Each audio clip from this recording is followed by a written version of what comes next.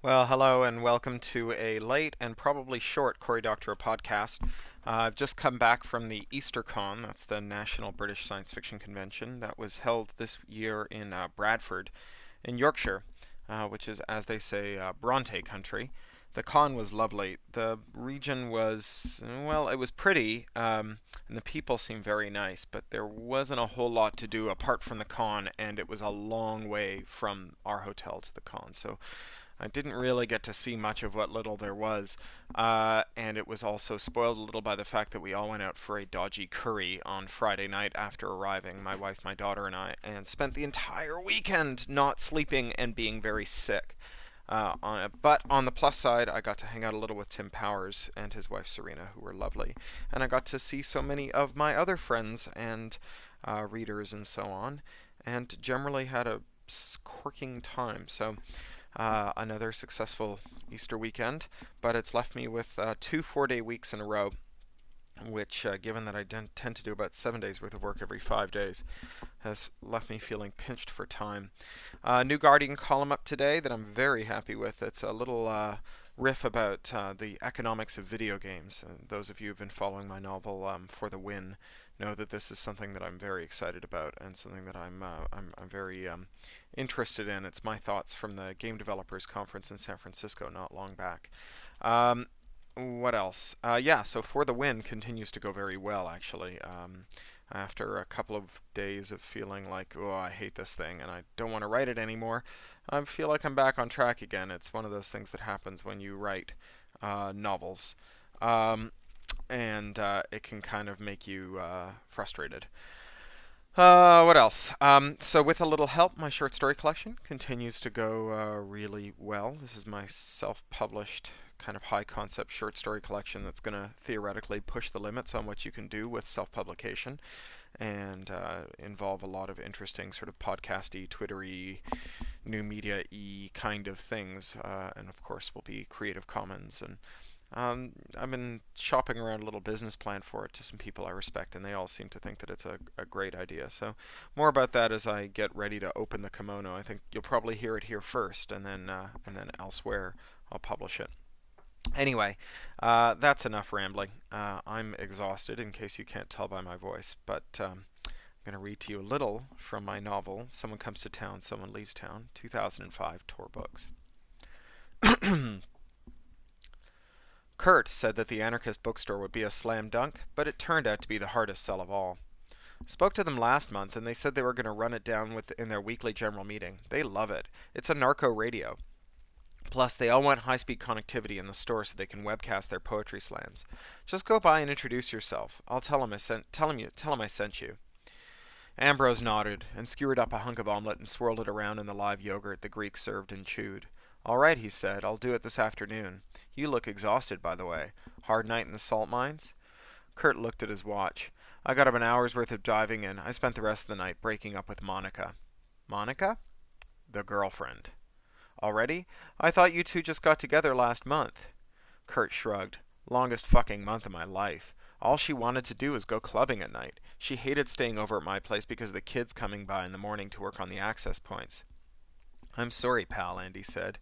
He never knew what to do about failed romance. He'd had no experience in that department since the 7th grade, after all. You'll find someone else soon enough. Too soon, Kurt said. We screamed at each other for 5 hours before I finally got done. It was probably all my fault. I lose my temper too easily. I should be more like you. You're a good man, Kurt. Don't forget it. Kurt ground his fist into his eyes and groaned. I'm such a fuck-up, he said. Alan tugged Kurt's hand away from his face. Stop that. You're an extraordinary person. I've never met anyone who has the gifts you possess, and I've met some gifted people. You should be very proud of the work you're doing, and you should be with someone who's equally proud of you. Kurt visibly inflated. Thanks, man. They gripped one another's hands for a moment. Kurt swiped at his moist eyes with the sleeve of his colorless gray sweatshirt. Okay, it's way past my bedtime, he said. You gonna go to the bookstore today? Absolutely. Thanks for setting them up. It was about time I did some of the work, after you got the nut shop and the cheese place and the Salvadoran pupusa place. Kurt, I'm just doing the work that you set in motion. It's all you, this project. I'm just your helper. Sleep well. and he watched him slouch off toward home, reeling a little from the sleep deprivation and emotional exhaustion. He forked up the rest of his omelet, looked reflexively up at the blinking lights on the AP over the Greek sign, just above the apostrophe, where he'd nailed it up 2 months before. Since then, he'd nailed up 5 more, each going more smoothly than the last. At this rate, they'd have every main drag in the market covered by summer. Sooner if he could offload some of the labor onto one of Kurt's eager kids. He went back to his porch then, and watched the market wake up. The traffic was mostly bicycling bankers stopping for a fresh bagel on their way down to the business district. The market was quite restful. It shuffled like an old man in carpet slippers, setting up street-side produce tables, twiddling the dials of its many radios, looking for something with a beat.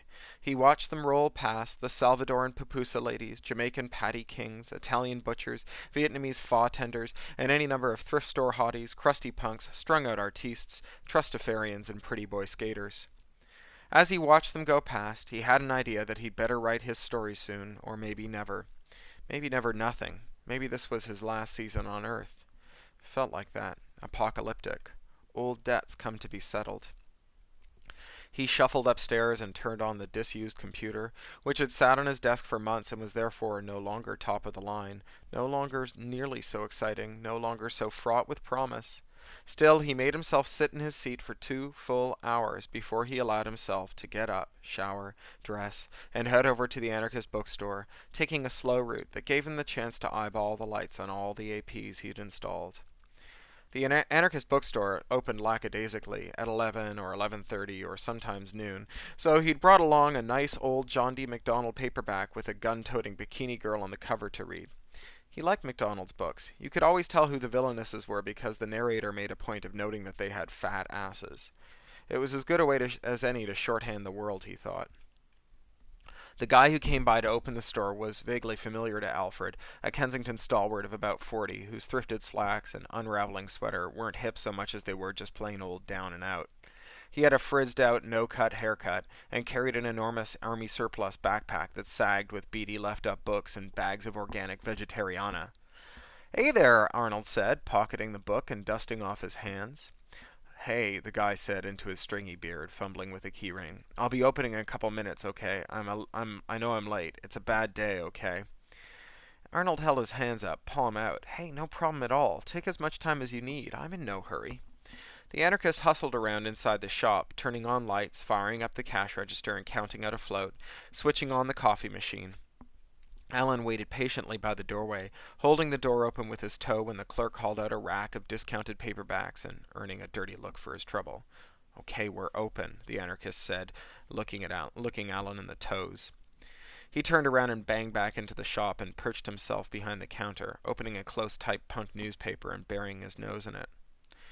Adam walked in behind him and stood at the counter, politely waiting. The anarchist looked up from his paper and shook his head exasperately. "Yes?" Alan extended his hand. "Hi, I'm Archie. I work with Kurt over on Augusta." The anarchist stared at his hand and then shook it limply. "Okay," he said. "So, Kurt mentioned that he'd spoken to your collective about putting a wireless repeater up over your sign?" The anarchist shook his head. "We decided not to do that, okay?"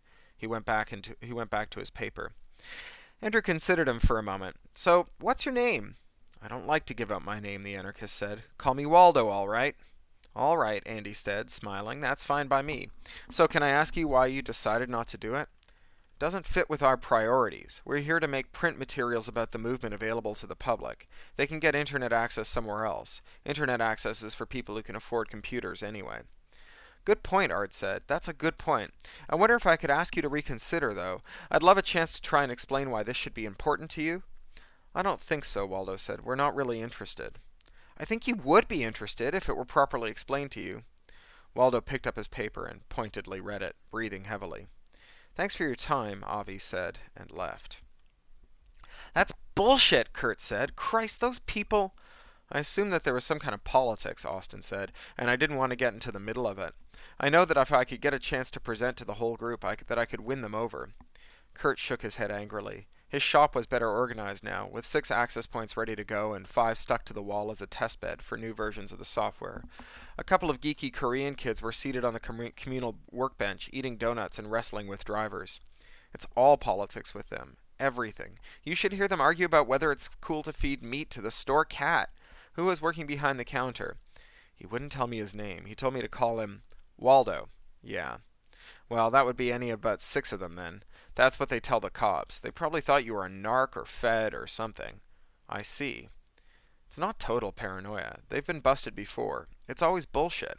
I raised bail for a couple of them once. Andrew realized that Kurt thought he was offended at being mistaken for a cop, but he got that. He was weird. Visibly weird. Out of place wherever he was. So they owe me. Let me talk to them some more. Thanks, Kurt. I appreciate it. Well, you're doing all the heavy lifting these days. It's the least I can do. Alan clapped a hand on his shoulder.